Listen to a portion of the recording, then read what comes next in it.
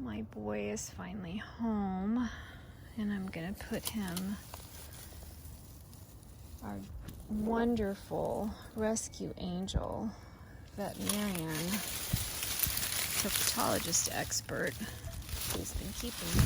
tells me he actually came out and ran around for a while and did a little bit of eating, but as you can see, now he feels like doing some more resting. So what we're gonna do is just put him back in his hibernaculum for now. I've reinforced it with lots and lots of fresh leaf litter and hay, which tells me straw is even better, but I don't have straw, so we're going to do that for now, and I'm going to cover him up until he's toasty warm, and he might decide he wants to come out again tomorrow, but that will be his call. I'm just so happy he's home.